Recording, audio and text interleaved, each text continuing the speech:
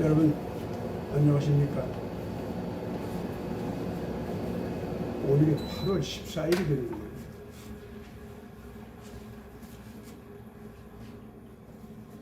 더 이상 우리 속지 맙시다. 오늘 제목은 이겁니다. 모세가 이스라엘 사람들한테 나타나니까 이스라엘 백성들이 그제야 하나님은 정말로 살아계시구나 그걸 느꼈습니다. 그 이전까지는 하나님은 없는가 보다, 있어도 에집트의 신 또는 파라오 왕의 신 또는 파라오 신 그거보다도 약한가 보다. 우리는 여호와 신 이름으로는 구제받지 못하겠구나. 이스라엘 사람들이 그러고 있었죠. 근데 모세가 나타나니까 하나님이 계시네. 하나님이 파라오 신보다도 더 강하네. 우리가 정말로 이 노예 상태에서 벗어나는 거야? 정말 벗어나네. 이렇게 의식이 전환이 됩니다. 근데 하나님께서 이스라엘 사람들을 모세 시대에 해방시킬 때에 보면은 얼마든지 그냥 노예 상태에 있었는데 어떤 영웅이 나타나가지고 갑자기 그냥 파라오의 군대로부터 해방시켜서 끄집어낼 수 있는, 그리고 파라오의 모든 군대들은, 즉 바로왕의 모든 군대는 완전히 그때부터 징계를 받는 상태로 들어가게 할 수도 있었죠. 하나님께서 해방을 그렇게 왜 못 시킵니까? 충분히 그렇게 할 수 있습니다. 살아계신 하나님이니까요. 그런데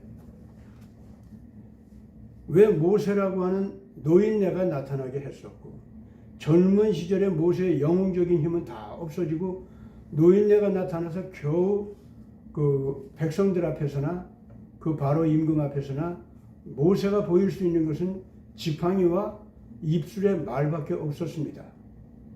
그 외에 다른 건 아무것도 나타내지 못하도록 모세가 위축되고 제한되고, 그리고 몸으로는, 물리적으로는 힘을 못 쓰는 그런 사람이 되어 있었습니다.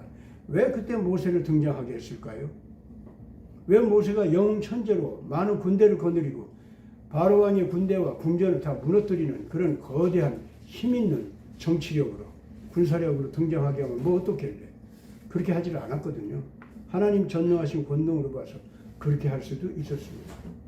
근데 하나님은 그렇게 하지 않았습니다. 오히려 모세가 힘으로는 이제 80세 노객이 되고 있습니다. 그리고 홀로 왔습니다. 가지고 있는 거라고 하는 것은 오로지 무슨 지팡이가 힘은 아니고 여호와 하나님 이름 하나만 가지고 왔을 뿐입니다. 왜 그러셨을까요? 바로 임금 앞에서 모세를 통한 하나님의 거룩한 권능과 힘, 그거를 갖다가 재앙 10가지가 왜 필요합니까? 한 가지 재앙으로 바로 꼼짝 못하게 할 수가 있죠. 근데 왜 10가지 재앙을 지나쳤을까요? 여러분, 그거는요, 전부가 이스라엘 민족을 깨우치기 위해서였습니다. 이스라엘 민족이 하나님은 살아계시다는 것을 다시 인정하게 되고 또 그러기를 바라야만 했습니다. 두 번째로는 하나님의 정의의 권능, 하나님의 사랑의 자비로운 그 힘, 이것이 모든 악을 물리치고 모든 선을 이루는 그러한 권능으로 나타나게 한다는 것을 이 사람들이 인식해야만 됐습니다. 하나님이 살아계시다. 그러니까 정의는 꼭 이루어지고 사랑은 꼭 이루어지는구나. 이렇게 이 백성들이 그것까지 믿을 수 있어야 됩니다. 그 다음 세 번째로 그 하나님의 정의와 그 하나님의 사랑은 하늘 위에서 또는 정신적 세계에서, 영적 세계에서만 이루어지는 게 아니라 물리적인 이 세상에서도 바로 임금의 군대와 거짓 제사장들과 예언자들의 온갖 악독한 사슬과 사람을 노예로 만들어서 괴롭히는 그런 악독한 정치가 있는 이 현장에서 인간의 삶의 현장에서 그 하나님의 정의의 힘과 하나님의 사랑의 힘이 이루어지고 나타난다. 이 백성들이 그걸 깨달을 수 있게 하기 위해서였습니다. 그 다음 세 번째로는 하나님의 그 정의와 사랑이 나타나는데 이 백성들이 그거를 원해야만 됐습니다. 이스라엘 백성들이 여러분들 그 얼핏 생각하면은 그 이스라엘 백성들이 당연히 원했을 거 아니냐 이렇게 생각할 수가 있는데 여러분 그렇지 않습니다. 그 당대에도 에집트 바로 임금 밑에서 노예 생활하면서 적당히 그 아부하면서 그 큰 벼슬아치도 얻고 그리고 애굽 사람들한테 인정도 받고 돈도 슬금슬금 벌고 같은 이스라엘 족속들을 등치면서 그 사람들한테 또 온갖 그 아부하는 복종 있잖아요. 그걸 받아가면서 동시에 뇌물도 받으면서 그러면서 에집트 강력한 권력과 이스라엘 노예들의 고통 그 사이에서 이익을 갈취하는 그런 못된 그 이스라엘 야부하군 같은 사람들이 있을 거 아닙니까? 그러니까 이제 이런 것이 이스라엘 사람들은요 하나님의 자비의 힘과 하나님의 정의의 힘으로 이게 눈으로 보이게 정리되는 것, 또 정리되어야 하는 것 이렇게 원하게 돼야만 합니다. 이스라엘 사람들이 하나님 힘이 있으나 마나 별 상관도 없는데 난 여기서 내가 알아서 내 인생 잘 살아갈 거야.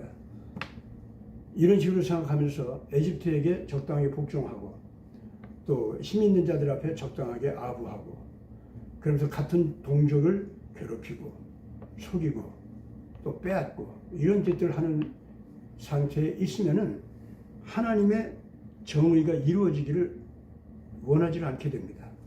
하나님의 사랑이 이루어지기를 원치 않게 됩니다. 그런데 모세가 그 10가지 재앙을 통해서 왜 그 하나만 가지고서도 일을 할 수가 있었는데 왜 10가지까지 갔냐면은 이스라엘 백성들이 하나님은 살아계시다는 것과 정의의 하나님, 자비의 하나님이라는 걸 믿고 그 정의와 자비의 힘이 이 땅 위에서 이루어지기를 바라는 그 마음이 생기고 그리고 자기들이 참여해서 이 땅에서 이루어지도록 말을 하고 행동을 하고 그러면서 희생도 당하고 고통당하는데 그걸 무릅쓰고 거기에 참여해서 그 하나님의 해방과 하나님의 그 놀라우신 넉넉하게 채워주시는 그 먹을 것이 없을 때 먹을 것 주시고 입을 것 없을 때 입을 것 주시고 그 권력자의 악한 매가 와서 등을 두드리면 거기에서 해방시켜주고 하는 구체적인 그러한 정의의 실천력 이런 것이 이스라엘 사람들을 통해서 행해지도록 하는 결단이 나오기를 하나님께서는 기다렸던 겁니다. 뭐 그러다 보니까 바로의 악한 통치에서 스스로 벗어져 나오려고 하는 그러한 의지까지 가질 수 있도록 하는 거기까지 오게 하지 않을까 하나님께서 10가지 재앙이 필요했던 겁니다.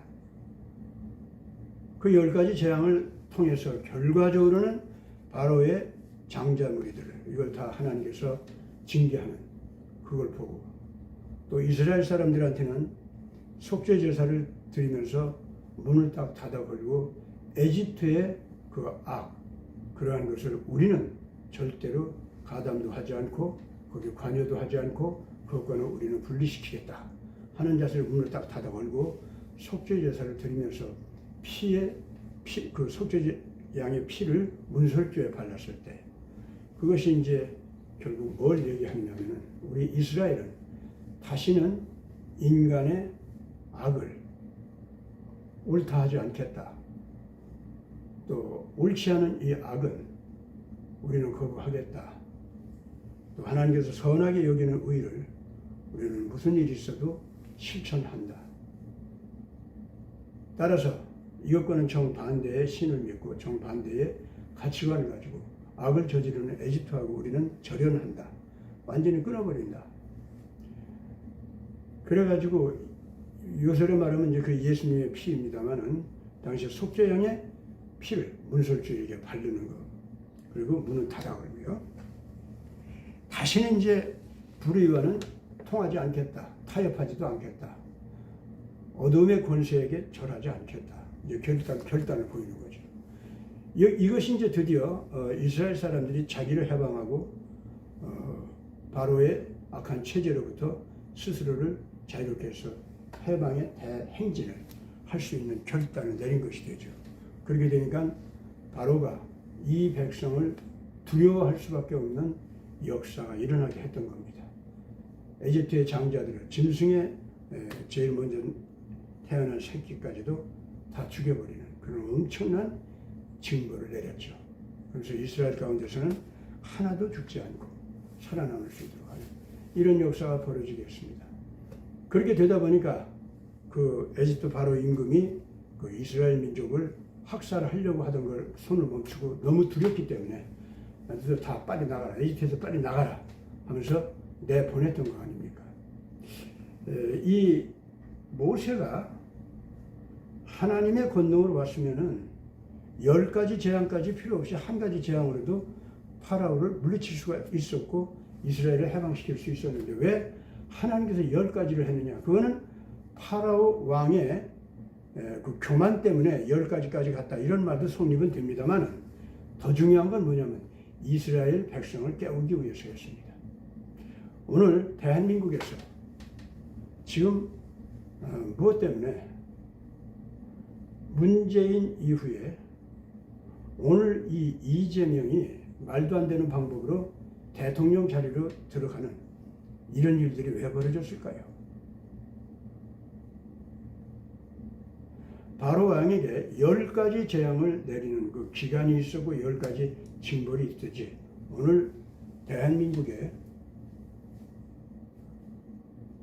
딥스테이트 아바타 세력, 중국의 예속된 친중 세력, 북한에 예속되고 간첩이나 다름없는 친북한 세력, 이 사람들이 힘이 세서 재주가 뛰어나서 전략이 기가 막혀서 그렇게 된 거 아닙니다. 그것도 아니고 지금 현재 대한민국의 태극기 애국 국민들 이 사람들을 깨우쳐서 더 이상 이 무리들을 무서워하지 않고 이미 우리가 이겨놓은 싸움을 하고 있고 현재 대한민국 정치 판도는 하나님의 정의의 심판이 이루어지는 판도다. 그리고 대한민국의 태극기 애국 국민들은 모두가 다 하나님의 정의의 재판을 함께 집행하는 그러한 고발자 역할을 하고 증언자 역할을 하고 동시에 같이 판사석에 올라 앉아서 예수님의 재판을 보조하는 그래서 이 악독한 무리들을 한국에서 척결하는 이러한 역사가 지금 진행되는 거다 하는 것을 이제는 인정을 하라는 겁니다. 당신네들 마음속에서 그거를 인정하는 것과 인정 안 하는 것과 차이가 엄청나게 큽니다. 옛날 모세 시대나 엘리야 시대는 이러한 하나님의 정의의 승리를 믿는 사람들 숫자가 그 악을 흠모하고 악을 더 강하게 여기고 거기에 절했던 사람들 숫자도 훨씬 적었죠. 옛날에는. 그러나 오늘 대한민국에서는 악한 자들을 승리했다고 여기는 사람들 숫자가 훨씬 적습니다. 또 의가 이루기를 승리하기를 원하는 사람들 숫자가 상상할 수 없을 정도로 훨씬 많습니다. 단지 지금 이 딥스테이트 아바타 세력 이 무리들은 제도권 그 권력을 잡고 있기 때문에 몇 명이 안 되더라도 막강한 힘을 가진 것처럼 여겨지게 되어 있습니다.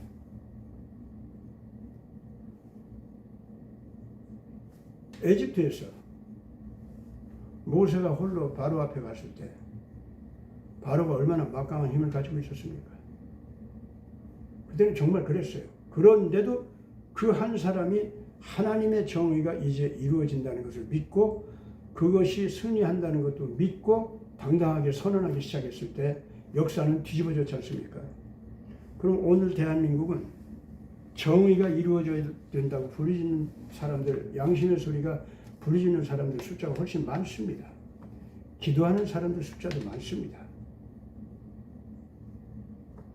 그렇기 때문에 이 사람들이 이제는 모세의 선언, 엘리야의 선언을 당당하게 외치기 시작하면 그걸로서 언도 심판이 끝나버립니다.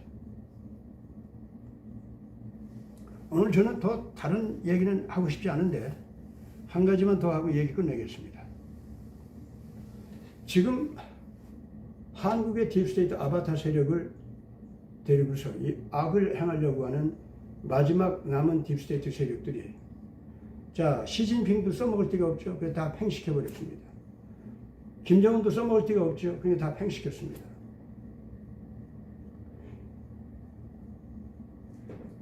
지금 이런 말까지 돕니다.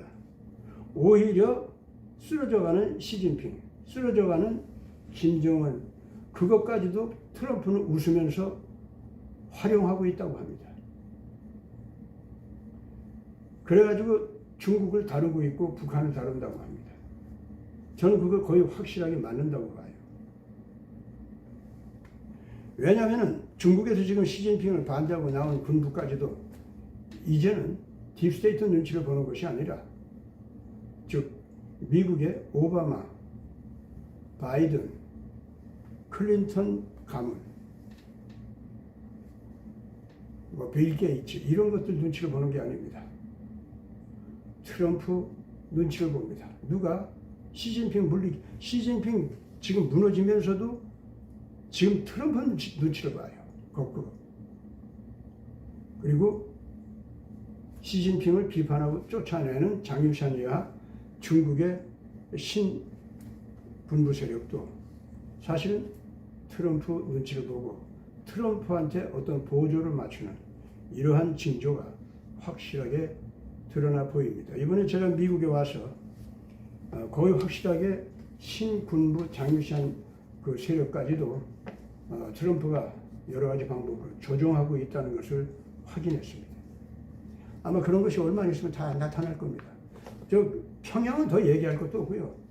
김정은도 그렇고 김정은 비판하는 세력도 그렇고 군부도 전부가 양쪽이 다 평양은 지금 현재 그 트럼프 쪽에서 조종하면서 정리하고 있는 단계다. 이렇게 보는 것이 좋을 겁니다. 그렇다면 지금 한국에서 문재명 흑 정치 카르텔 이들이 힘을 가졌다면 뭘 그렇게 가졌겠습니까? 앨런 크로프트라든가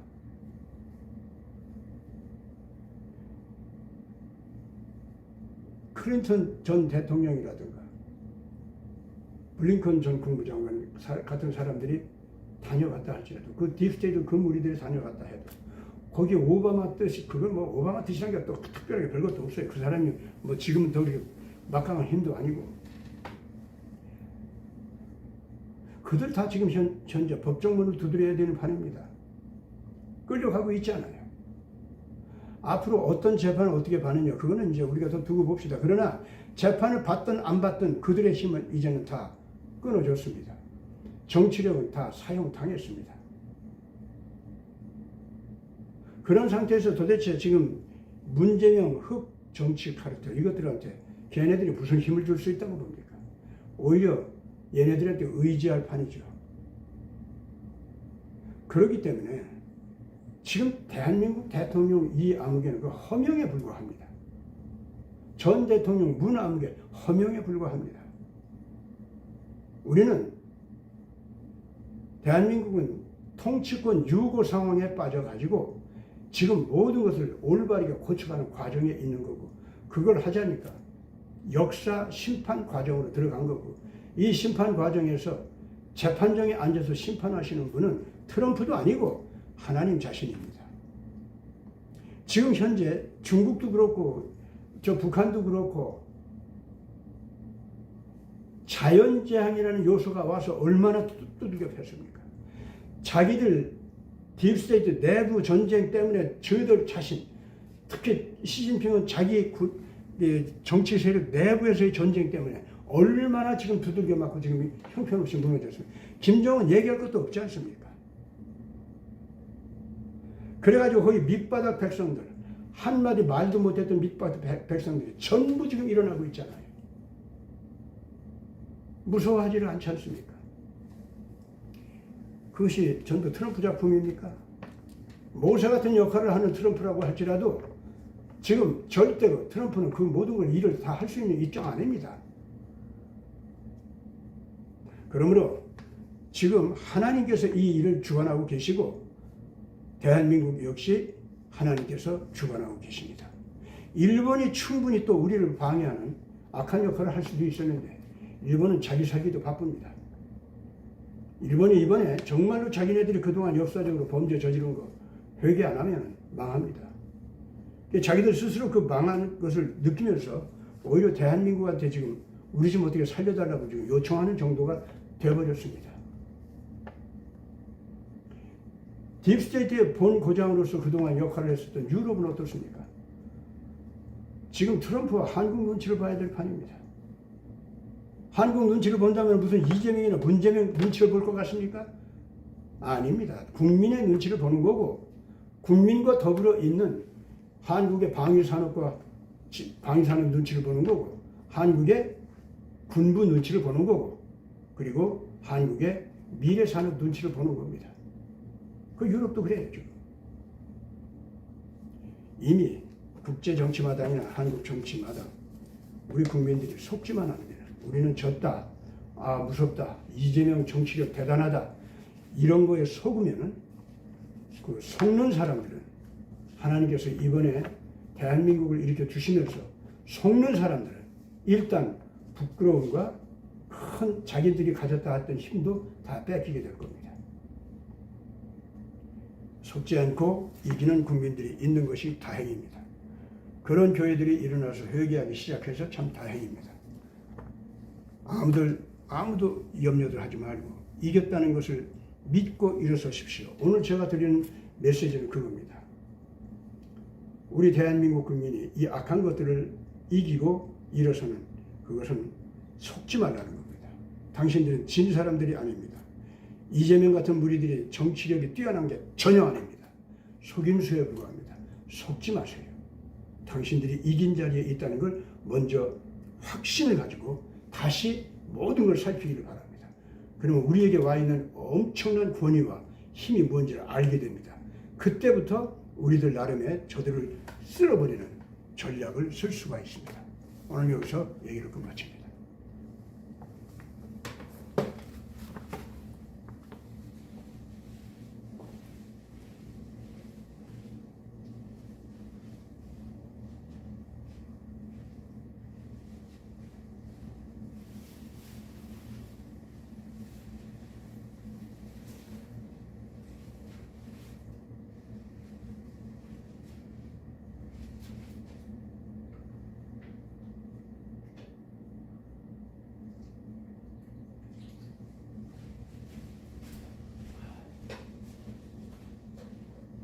끝내서